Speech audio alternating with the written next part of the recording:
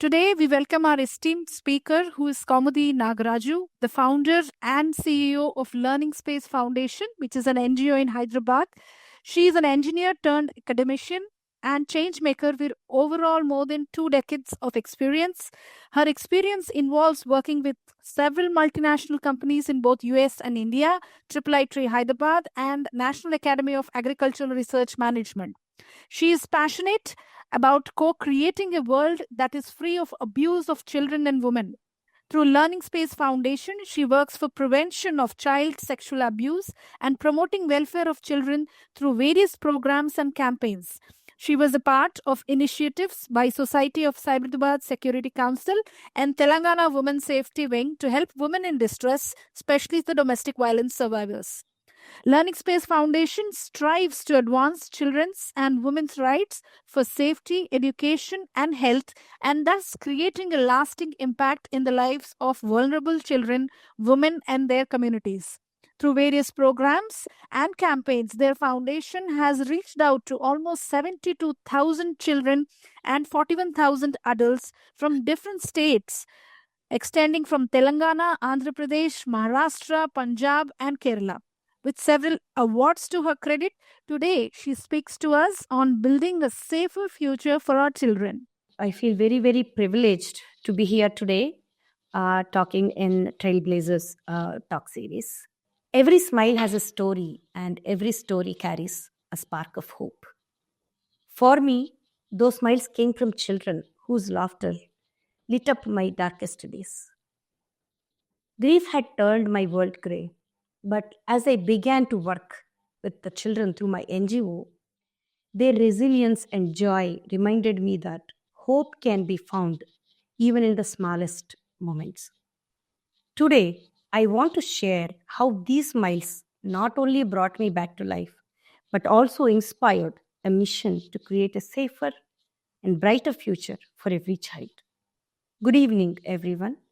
I'm Kaumudi Nagaraju, an engineer by profession working with an MNC and the founder of Learning Space Foundation, an NGO dedicated to the safety and well-being of children and women. My journey has been far from linear, and like all meaningful endeavors, it started with a moment of profound personal reflection and heartbreak. Before I take you through my story, let me ask you this. What would you do if life handed you both a deep wound and an opportunity to heal others?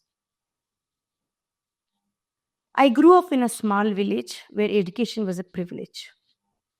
My parents, especially my mother, were passionate about education. She was a government school principal, and I vividly remember her counseling parents in our community, urging them to send the children to the school. She used to say, education is the only tool that can truly change lives. Her words shaped my perspective, but little did I know how profoundly they would influence my future. My father also inspired me.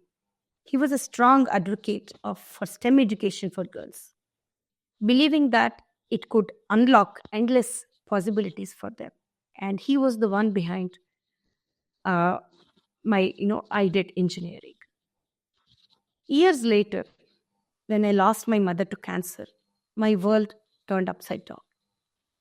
She had been my anchor, and without her, I felt adrift. She had, amidst the grief and my own struggle with depression, I found myself reflecting on what kind of legacy she had left behind and what kind of legacy I wanted to create in her absence. Not long after, I underwent spine surgery and had to follow strict recovery protocols, including several weeks of limited movement and rest. During this time of physical limitation, I had the space to reflect even more deeply on my life's purpose and the path I wanted to take moving forward. It allowed me to reevaluate everything from my own well being to my commitment to the work I was passionate about.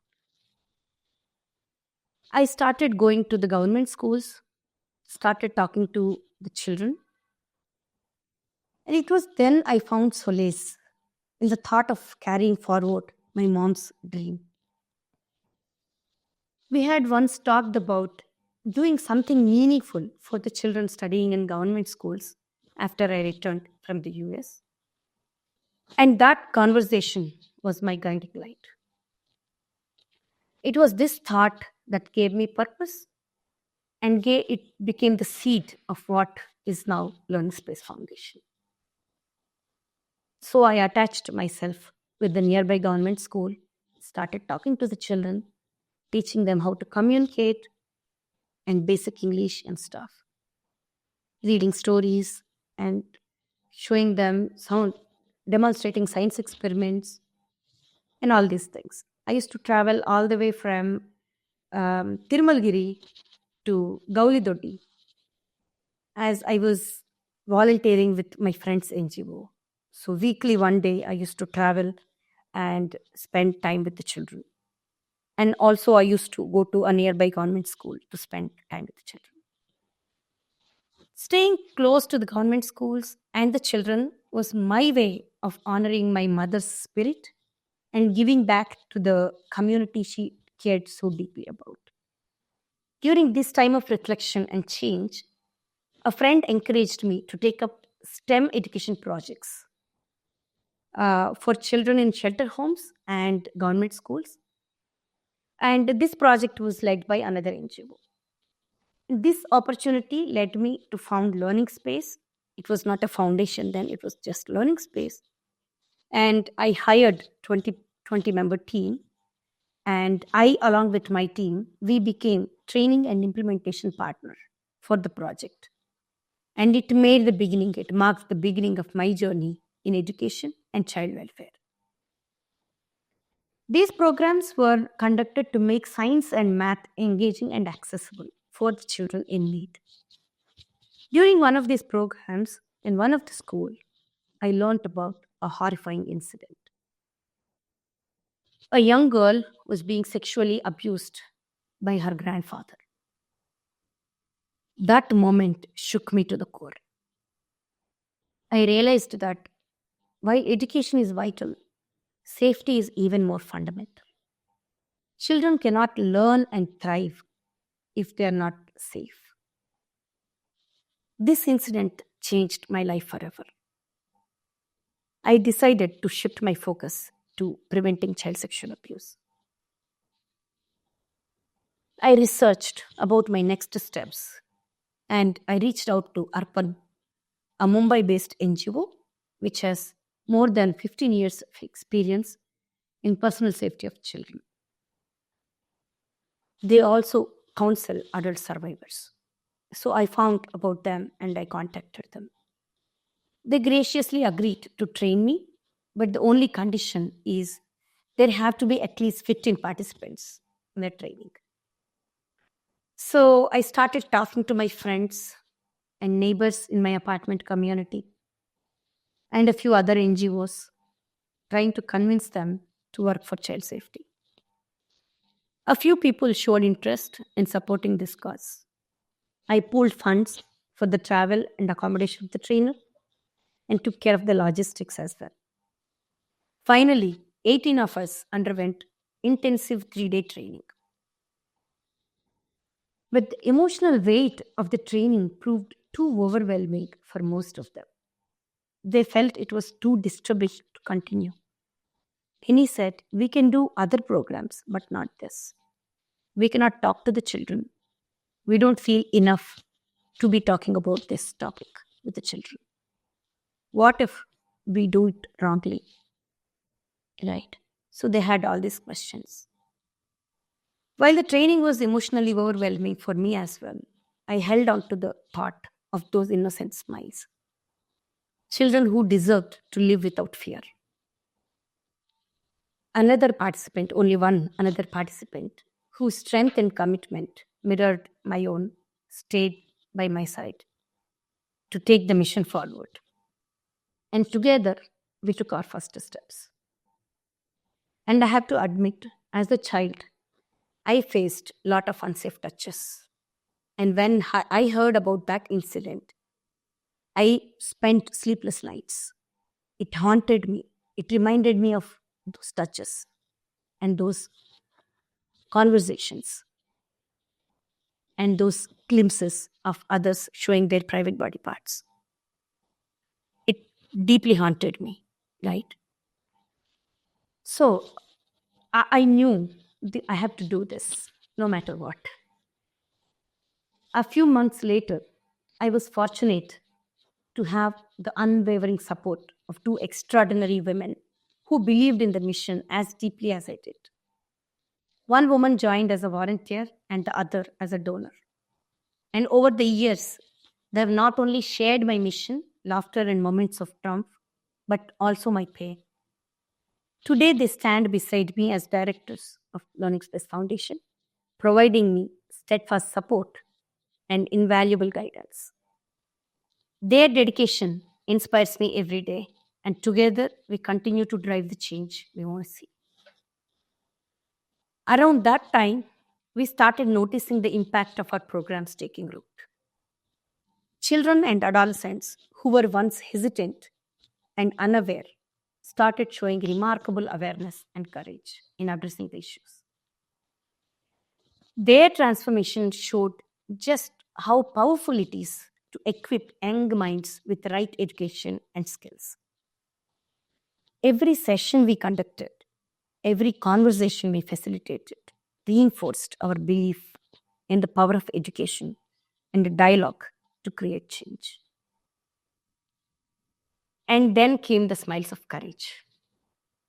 At one of the schools where we taught personal safety education, something unforgettable happened. The children there, they had earlier noticed someone from a neighboring apartment complex taking pictures and videos. They were just holding the phone, right? The children noticed that happening multiple times. So they understood they were taking pictures and videos of them while they were using open top washrooms in the school. But at the same time, they didn't realize it was abuse. Some did not understand what was happening, and others stayed silent because they did not know what to do, whom to go, or they didn't have courage to speak up. After attending our sessions, things changed for them. Armed with awareness and the tools to act, they reported the issue to the school authorities. One thing led to another, and she teams stepped in, ensuring the children's privacy and safety were restored. So, by the way, when we do these sessions, it was not just one session where we go teach about private body parts, safe and unsafe touches, and come back. It was not just that one session. It was 3 to 4 months discussions, conversations, starting from body acceptance to healthy and harmful relationships, private body parts, safe and unsafe touches, understanding that my body belongs to only me and I am the boss of my body, and power of saying no, right? So, and we made them practice saying no loud and clear. So we gave them the knowledge and we gave them the skills. And we also we taught them uh, personal safety through martial arts. So we had a trainer who taught them how to basically defend themselves in difficult situations. That increased their confidence. And what truly touched us was when the children came to us and said, "It's because of your session that we knew what to do and found the courage to act." Their smiles radiated pride. That moment was a powerful insight for us. Education isn't just about awareness, it's about giving children the strength and to reclaim their safety and dignity. This was our first success story, and it's one I'll never forget. In another school, a teacher shared the story of Chotu. For obvious reasons, I changed his name.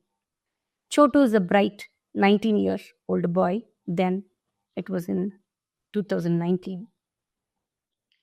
He found himself in legal trouble. Unaware of the POXO Act, Protection of Children from Sexual Offences Act, he married a minor girl, thinking that it was an act of love. That one uninformed decision changed his life. Choto's story highlighted a crucial gap. Many adolescents, particularly the first generation learners, they lack awareness of basic legal rights and responsibilities, leading them to not standing up for themselves when they're in trouble, or making choices that harm their future and put them in trouble and even in conflict with the law. Chotu's story wasn't just about a legal mishap. It was about a young man whose smile was taken away by lack of awareness. Another story that still stands out to me is about a 16-year-old girl who left her home to live with a 25-year-old man. She didn't inform her parents. They searched for her everywhere as they didn't know what happened to her and even filed a police complaint. When she finally contacted them after like 4 or 5 days, she demanded a promise that no harm would come to the man. They promised her, but eventually police got to know about it. They stepped in and took him into custody under the POXO Act. The girl, however, she saw her parents as villains here in the situation. She stopped eating, believing they had wronged her. Her family reached out to me, asking if I could intervene with the police. I had to explain to them and also to her, the girl, that the law exists to protect minors from harm, even when intentions might seem differently. And also that minors can't give consent to sex. These incidents made me reflect on how crucial it is for adolescents to be aware of their rights and the laws designed to safeguard them. Many of the choices they make are not just uninformed, but also influenced by a lack of understanding of the consequences. We knew that by educating adolescents, we could empower them to make informed decisions and protect their dignity. So I expanded our programs, ensuring they also understand the laws that affect their lives. Now we named our program as Suraksha or Samman, Safety and Dignity, Respect. With renewed content, along with basic legal education, important life skills such as thinking critically and making informed decisions, the decision making, right?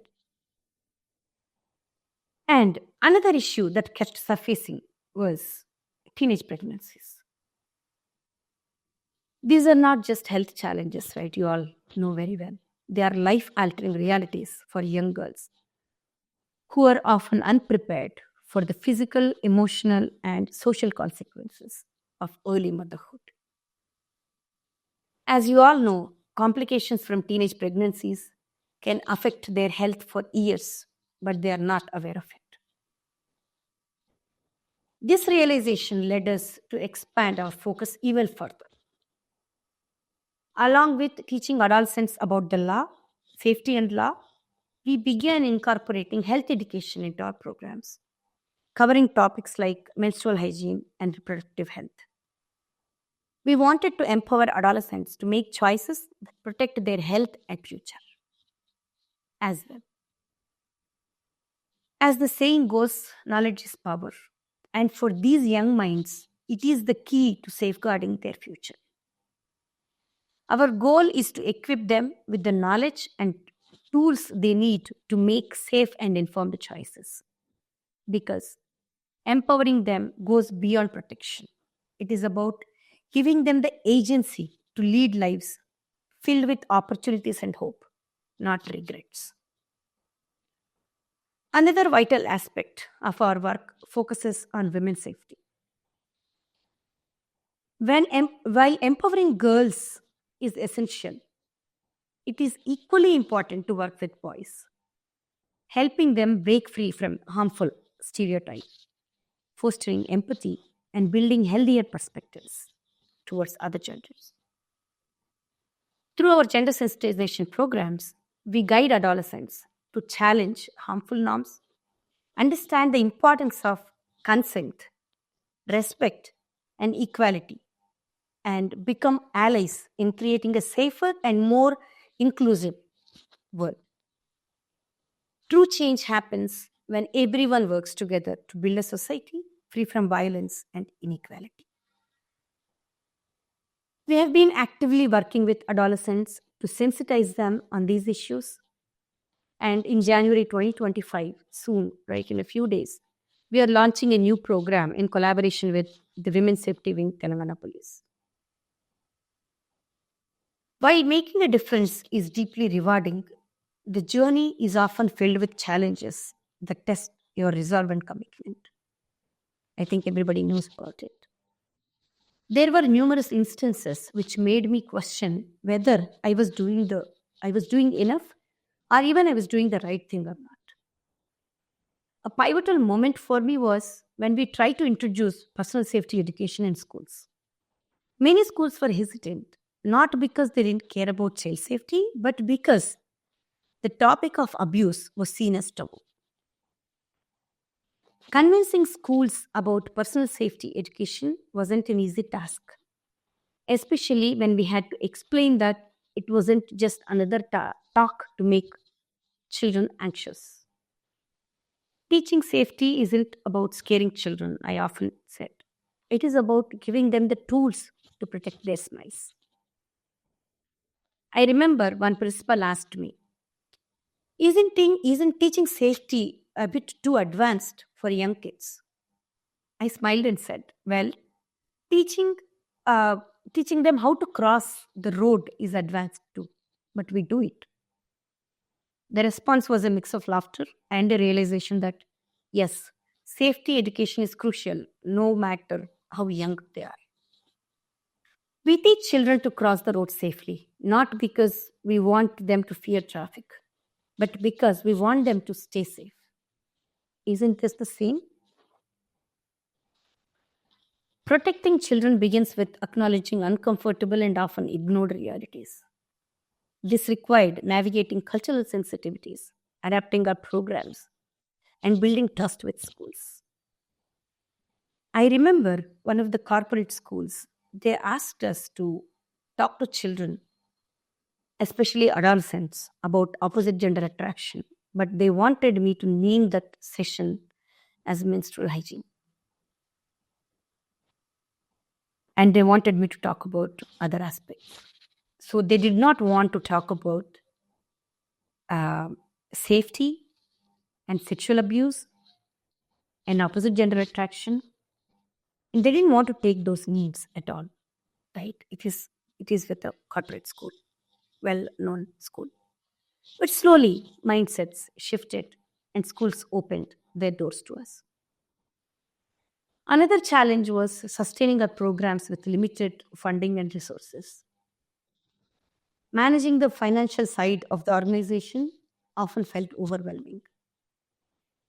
There were times I had to think creatively, repurposing materials, simplifying our approach, and relying heavily on volunteers to keep things going forward.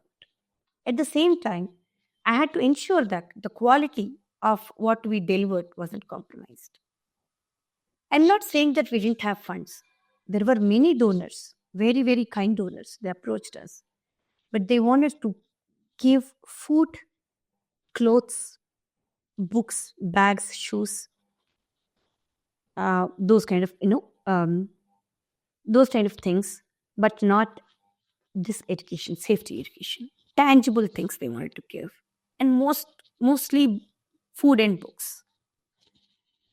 So we accepted the donations, and we also started, because there are, I know, we know that these they also want these things. They're also in need of this. The children are in need of these things, and we acted as a bridge. There is a need, and there are people who want to give. So who are we to say no? So we acted as a bridge, and we tried to basically connect to them, and both the leads are met. But our basic programs were actually not funded well. Very few, very, very few donors supported us.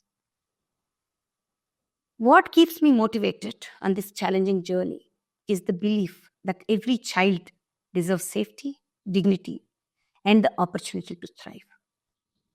On difficult days when the path ahead seemed unclear, I remind myself that change doesn't happen overnight.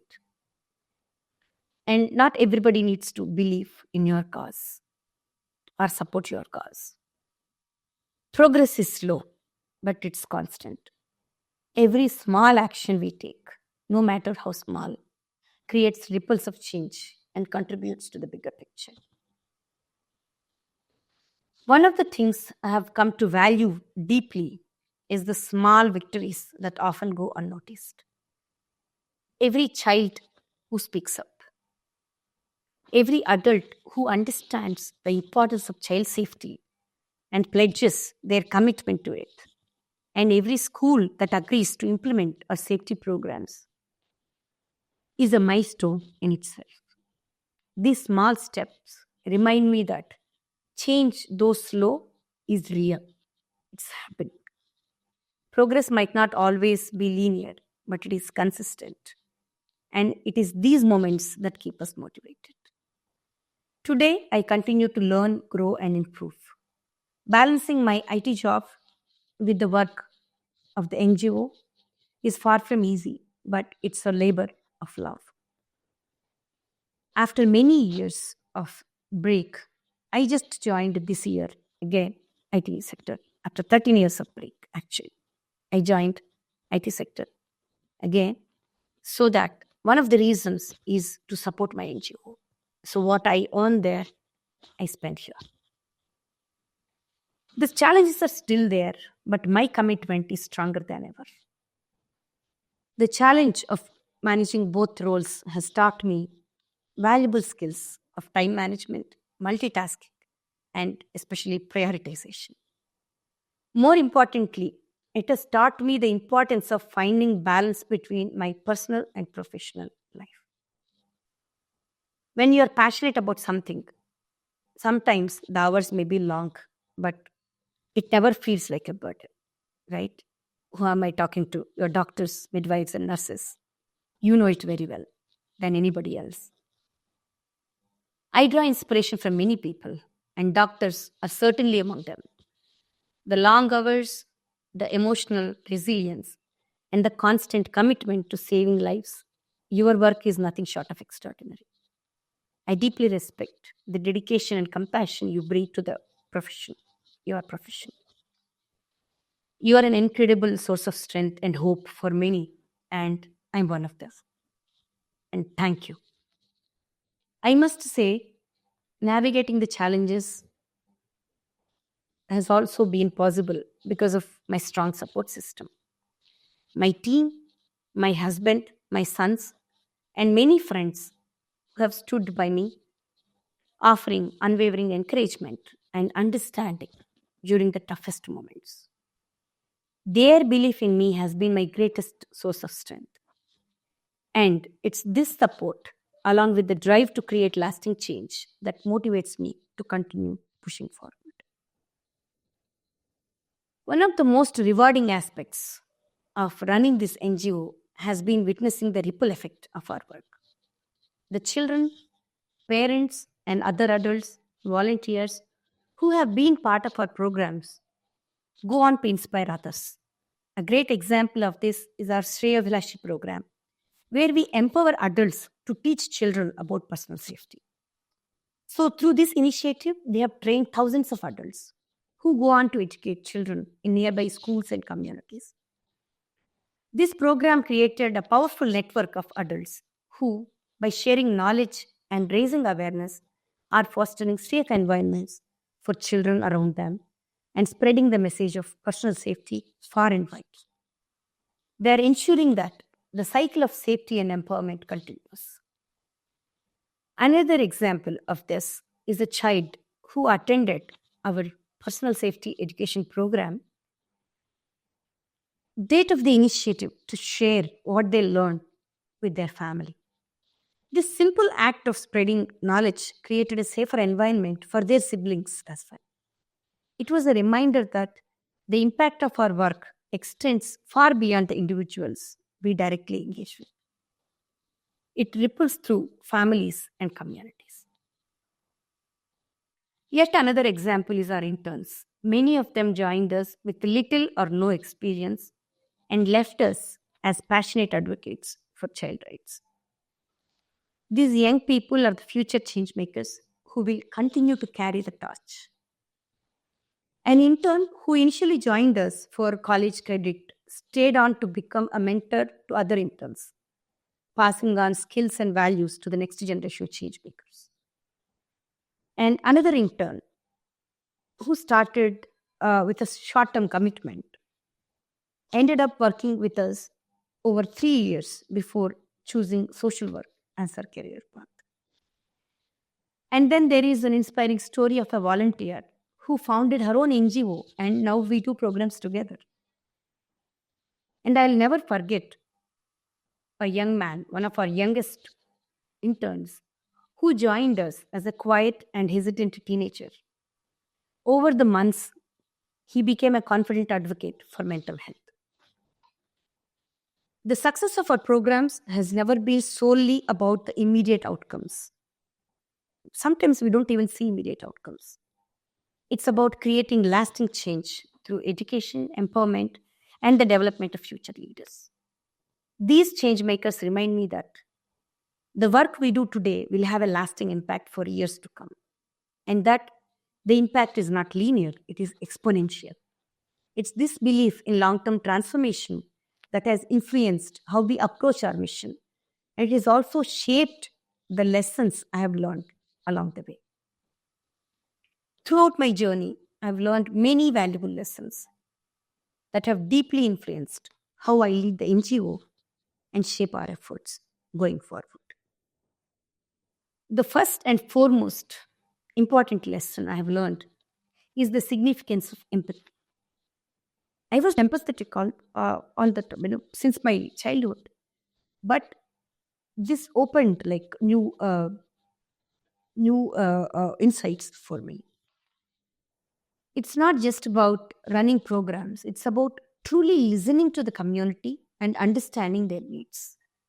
So we went ahead with some program, but we started with that. But we understood what the community needed, what are their problems, and then we adapted, right? So I remember a parent telling me, "You have not only taught my child, but you have opened my eyes to my role in their safety." This wasn't just a feedback, it was a revelation that reinforced how important it is to engage with the community in a way that empowers them to take ownership of their children's safety, right?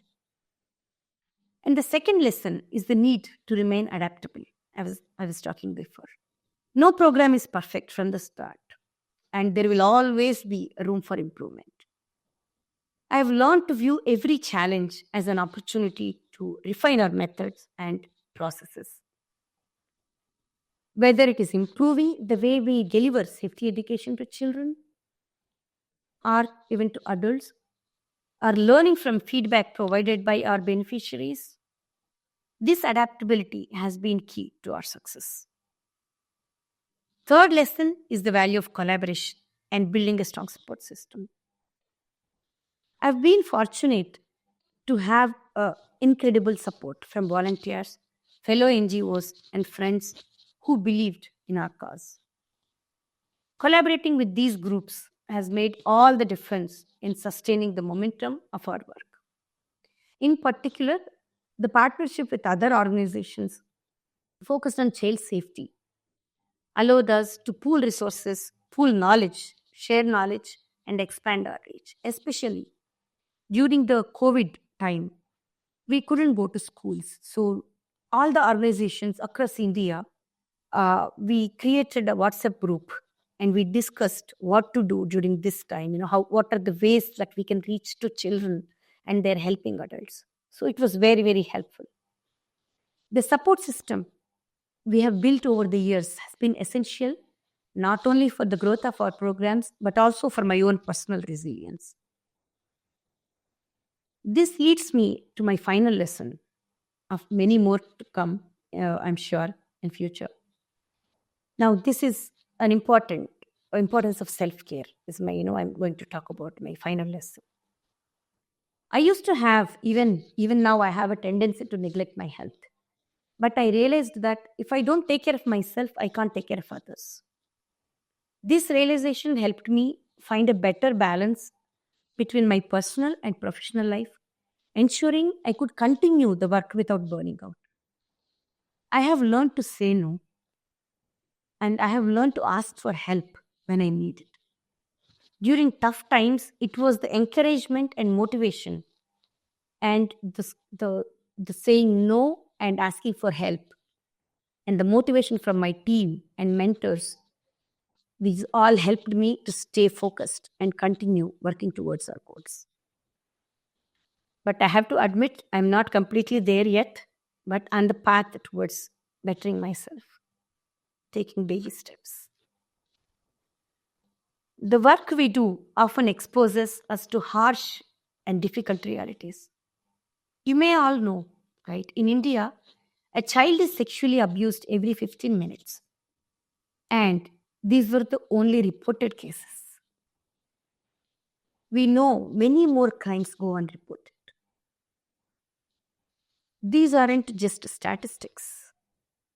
They represent real children, real lives, each with a future at stake.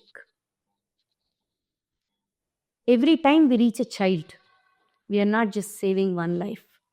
We are opening a door to a brighter future, not just for them, but for their communities and our country as a whole.